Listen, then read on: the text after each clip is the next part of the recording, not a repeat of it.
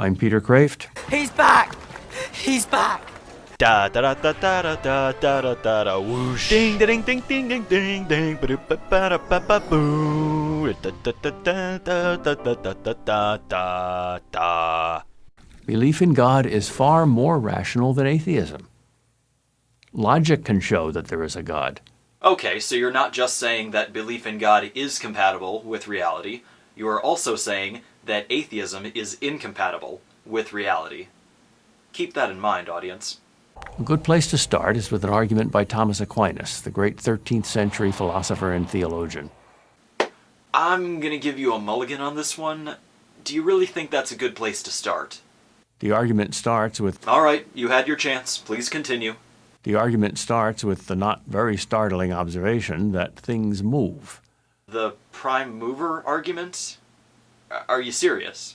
I mean, I told you to continue, so I guess continue. Nothing moves for no reason.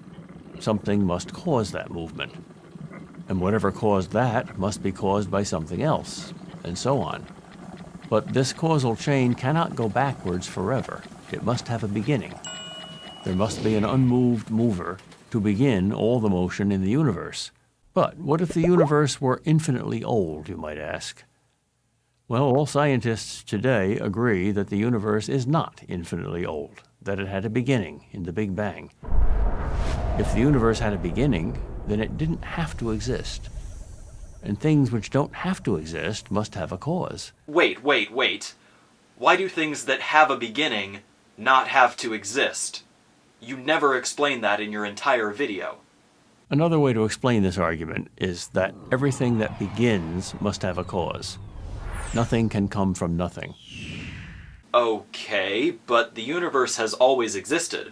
There was never a time during which the universe did not exist. In fact, it's improper to say that the universe began to exist, because it never did not exist.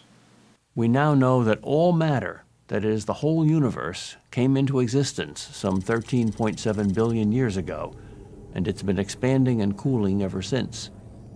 No scientist doubts that anymore, even though, before it was scientifically proved, atheists called it creationism in disguise. Whoa, hold up, let's take a closer look at that text. Once upon a time, a long time ago, there was this guy named Aristotle. Pretty sharp fellow, he thought up a lot of good things. But occasionally he made a mistake. Now I went to Google and I searched for Big Bang creationism in disguise, and the only thing I found was this same article by this one guy, written not that long ago. I mean, maybe atheists did initially reject the Big Bang because it was like creationism, but you might want to pick a better article to support that idea. And if you're going to use this one, you might want to blur it out a little more quickly so that I can't read the text. Now, add to this premise a very logical second premise, the principle of causality, that nothing begins without an adequate cause. And you get the conclusion that since there was a Big Bang, there must be a Big Banger. If you know what I mean. I'm going to make this really simple. If the universe doesn't exist, then time does not exist. And if time doesn't exist, then causality, as we know the term, does not apply.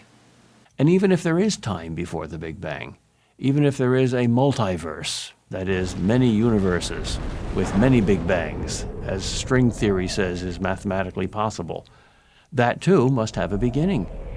An absolute beginning is what most people mean by God. Okay, so once again, your only proof of God is... You hear that, boys and girls? It sounds like God. No, not his God, my God. This argument doesn't even prove deism. Why would the first cause be conscious? What led you to that conclusion? I mean, other than wishful thinking. So even if your entire argument is true, that only proves that belief in God is compatible with reality. It doesn't prove that atheism is incompatible with reality. Remember you said that would be your conclusion? Because I don't see it. The conclusion that God exists doesn't require faith. It just requires a dishonest professor, a video camera, and a fake university.